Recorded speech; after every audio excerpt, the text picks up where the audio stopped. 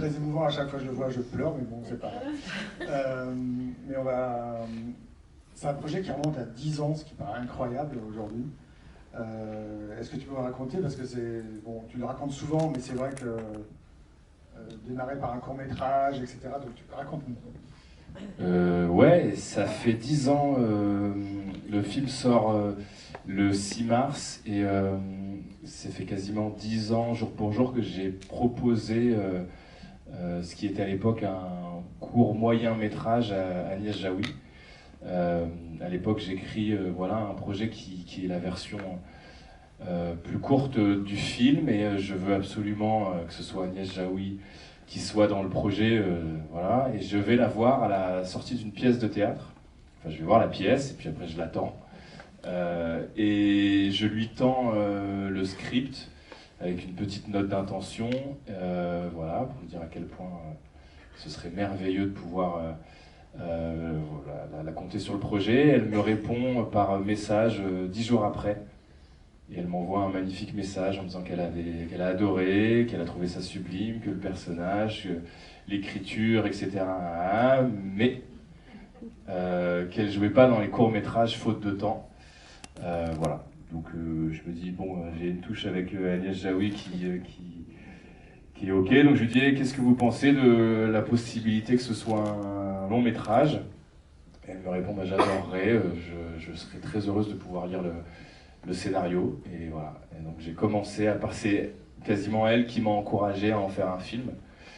Et ça a mis 10 ans, et voilà, j'ai pas mis 10 ans à l'écrire, mais j'ai mis 10 ans à trouver la bonne façon de parler voilà, parler du sujet.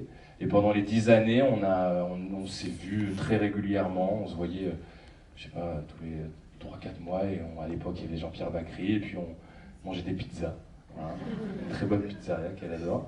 Et puis voilà, jusqu'au moment où je lui dis, bah ça y est, c'est bon, c'est fait, on y va. Et puis voilà quoi. Et puis, vous venez de voir le film. Voilà. Et bon, elle est très très fière du résultat, à tel point qu'elle le dit en interview, elle dit que le film est supérieur au scénario qu'elle avait lu à la base, donc ça c'est quand même un super compliment pour Julien. Oui, je savais pas qu'elle disait ça en interview, mais c'était un très beau moment ouais, quand on s'est vu après la première projection. C'est des projections équipe, et puis je la cherche une fois que le film se termine et je la vois pas, donc je me dis merde, qu'est-ce qui s'est passé? Et en fait, elle s'était, voilà, elle en parle, donc je trahis pas mais elle s'était mise dans un coin, elle était très très émue, et puis voilà, on s'est pris dans les bras, et elle m'a rappelé dans l'après-midi. Elle était en train de se faire couper les cheveux, on était en pleurs, elle me disait, je n'arrive pas à me calmer, voilà, donc c'est content, enfin voilà, de pouvoir traverser ça à 10 ans et qu'elle me dise pas, vraiment, genre, t'aurais pu vraiment nous épargner, ces 10 non, là, c'était vraiment un beau moment, et puis, et d'ailleurs, elle a un mot, Ouais, voilà. un petit message pour oui, vous, parce qu'elle devait être là, et elle s'excuse, et elle m'a laissé un petit mot, voilà, je vais essayer de vous le faire écouter. Une petite note vocale. Voilà. Merde, putain. Elle adorait, que c'est vraiment... Bah oui, elle était très déçue. Et voilà, alors attendez. Eh bien, bonsoir, chers amis, ex-ois, ex-oises. Mona, Myriam, tout le monde. Je vous embrasse. J'aurais tellement aimé être avec vous ce soir, mais bon, voilà, je suis malade, j'ai une angine. Et donc, je suis restée sagement à Paris. Et je le regrette. Car j'aime pas me le dire, et alors encore moins avec vous, bref. Bon, j'espère que vous avez aimé ce film que j'aime beaucoup. Et à bientôt. Au revoir. Voilà.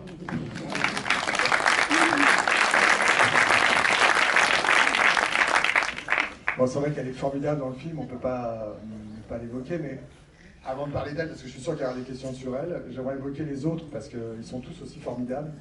Oui, bah bien sûr, William Lebguil, voilà, est merveilleux, acteur sublime qui fait quelque chose d'incroyable dans le film, Alison Wheeler, Salif Cissé, ouais, et puis plein d'autres. Ouais, Et la grand-mère. Et Rosita Dadoun, ouais, la grand-mère, ouais. Ouais, il y a plein d'acteurs formidables dans le film, je me suis bien entouré. Je vous laisse vite la parole parce que je suis sûr que vous avez des questions.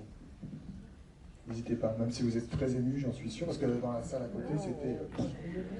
Ouais.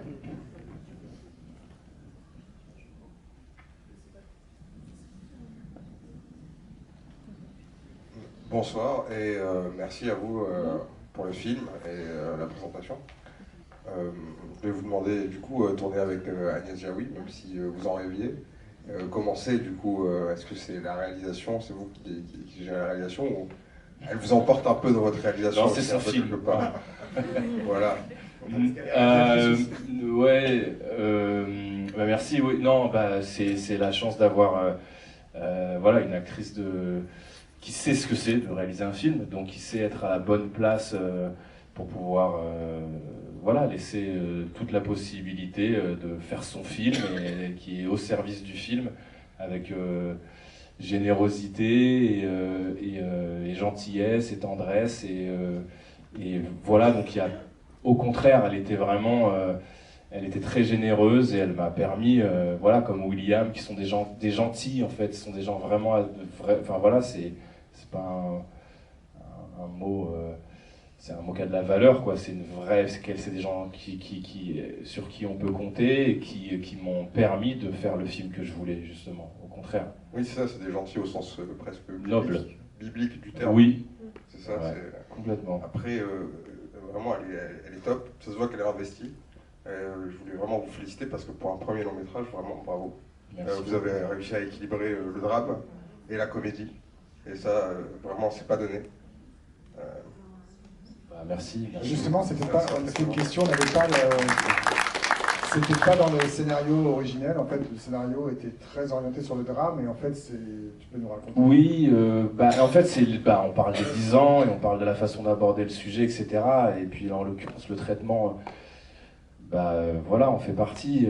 Moi, j'ai travaillé pendant 10-15 ans en télévision, et puis mon job, c'était d'écrire des comédies, d'écrire pour des humoristes, des stand-up, faire de la mise en scène, réaliser des programmes courts. Enfin voilà, c'était mon bagage, je dirais, en tant qu'auteur et réalisateur. Et puis, quand il a fallu que j'aille réaliser mon rêve, à savoir faire du cinéma, Agnès Jaoui, j'avais voilà, je pense, une forme de complexe,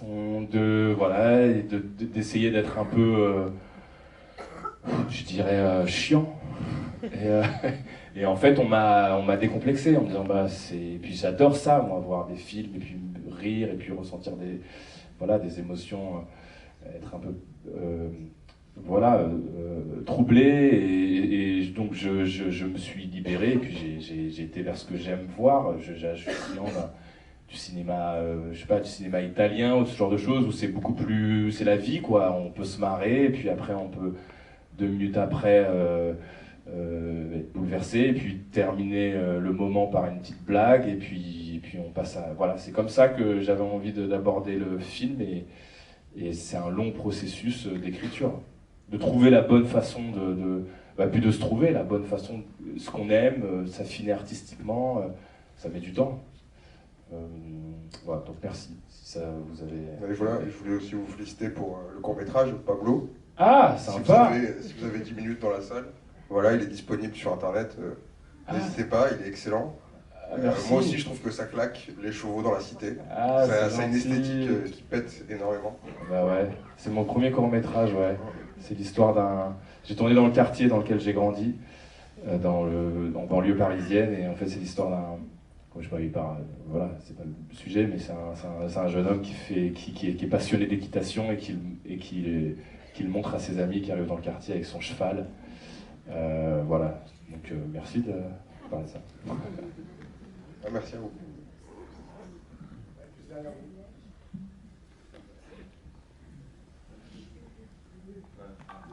Bonsoir, merci beaucoup pour le film, j'ai beaucoup aimé. Merci. J'ai une petite question. Du coup, c'est quoi la signification du lys rose à la fin, s'il vous plaît? En fait, il y en a plusieurs, mais qui sont toujours très positives, c'est plus de l'espoir, et ça s'associe vraiment à cette notion-là, en tout cas, d'espoir. Et aussi, moi, en dehors de la signification du lys, c'était aussi une façon pour moi de montrer l'évolution du personnage de Pierre qui au tout début ne veut pas acheter de lys parce que pour un fleuriste le lys s'attache et machin, bon bref, c'est des problématiques de fleuriste et voilà, il est dans ses contraintes, et puis de le voir qui s'abandonne justement à ça et ce que j'appelais mon bouquet final, c'est justement de voir aussi à travers ce bouquet comment le personnage avait aussi fleuri. Merci.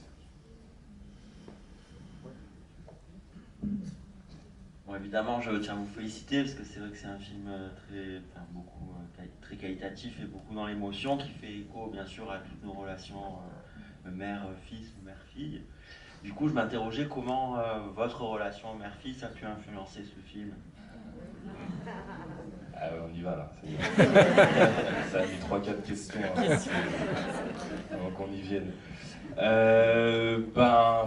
Voilà, comme vous pouvez l'imaginer, hein. Ça l'a influencé au point d'avoir envie d'en parler, d'écrire et réaliser un film sur le sujet, d'avoir vécu et de continuer à vivre ça du point de vue du personnage de Pierre. J'ai forcément eu envie d'aborder ça, mais de parler de la question de l'accompagnant, de l'aidant, qu'est-ce que c'est de devenir ou d'être le parent de son parent. C'était pas forcément immédiatement très conscient, en tout cas ça s'est fait, l'acquisition de conscience s'est fait progressivement dans l'écriture et puis après dans la réalisation, mais en tout cas c'est une volonté de témoigner. En tout cas, un jour on m'a dit, j'écrivais des trucs et tout, et un mec qui m'a dit non mais écris sur ce que tu connais. Je fais bon bah ok, ça je connais, et voilà, et donc j'ai eu envie d'en parler. Et puis je réalise, là le film sort dans 2 semaines, mais j'ai fait quelques projections avant, et à chaque fois j'ai constaté que j'étais pas le seul à être touché par ça. Récemment, il y a une semaine, j'étais à l'Assemblée nationale parce qu'une association qui s'appelle l'UNAFAM qui s'adresse aux amis et aux familles de personnes qui ont des troubles psychiques, l'ont présenté à des députés en charge de la santé mentale, etc. Donc voilà, je constate que le film, à travers ce genre d'expérience, peut libérer une parole, et je suis très heureux de ça. En tout cas, je trouve que le cinéma, s'il peut servir à ça, et il doit servir à ça, à mon sens, c'est merveilleux. Et pourtant, générique de fin, la première pensée, elle va pas à ta mère, mais à ton père. Oui, c'est pour le prochain film. C'est pour pas oublier qu'il va falloir s'attaquer à ce dossier-là. Parce qu'ils sont deux quand même, on a toujours un petit truc avec nos parents, il dit voilà. Oui, parce que voilà, pour d'autres raisons, j'aurais aimé qu'ils soient là pour vivre ça avec moi, donc c'était ma façon de le mettre avec moi dans le film. Voilà. Et une autre raison pour laquelle tu as voulu absolument Agnès Jaoui, tu peux nous raconter une petite anecdote? Oui, ouais. Oui. Voilà, c'était ma réponse. Non, mais parce qu'en fait, c'est très lointain, Agnès, le souhait de travailler avec elle, voilà, quand je rêve de faire du cinéma, et je grandis dans un environnement où c'est pas forcément... voilà, et c'est jamais simple, mais en tout cas, là, il n'y avait pas forcément de point d'accroche pour pouvoir en faire, et la seule personne qui me permettait de croire au fait que ce soit possible, c'est Agnès Jaoui, parce que ma mère s'appelle Jaoui. Voilà, donc là vous avez 10 ans de psychanalyse sous vos yeux, face à vous. Voilà. Et donc je me disais, si quelqu'un s'appelle Jaoui et a réussi à faire du cinéma, donc c'est possible, et voilà, et la première fois que je la rencontre et puis qu'on parle du film, c'est chargé quoi. Le film, il y a une histoire dans l'histoire, c'est coupé russe quoi, le film, d'un point de vue histoire et émotionnel. Oui. Bonjour, je voulais vous remercier également. C'est un très beau film, il y a plein de choses.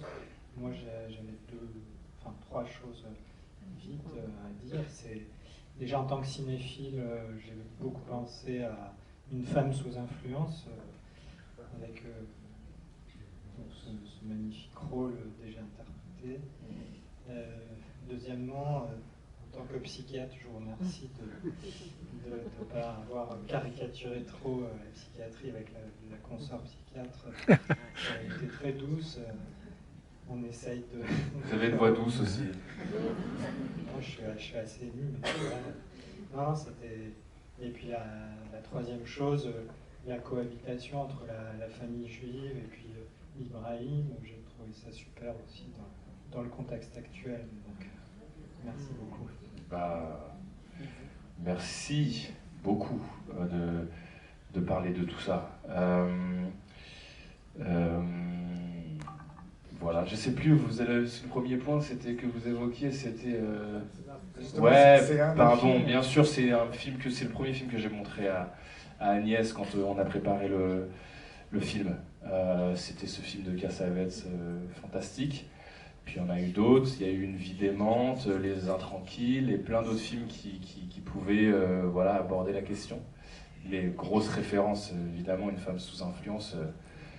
Ouais, d'ailleurs, vraiment, Une femme sous influence, c'est mon petit coup de gueule, mais on la prend pour une folle dans le film, etc. Machin, mais on oublie le titre.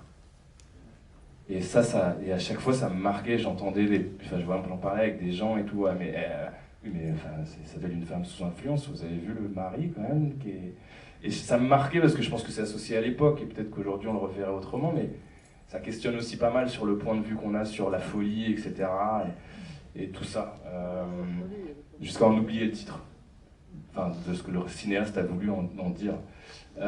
Et puis, pour parler d'Ibrahim, voilà, c'est hyper important pour moi de pouvoir véhiculer ça, parce que c'est la façon dont moi j'ai grandi, c'est la façon dont la plupart des gens que je connais ont grandi. Une table familiale, c'est ouvert à tous, et c'est du partage, et c'est un film qui parle de partage, qui parle de transmission, et c'est des valeurs très importantes.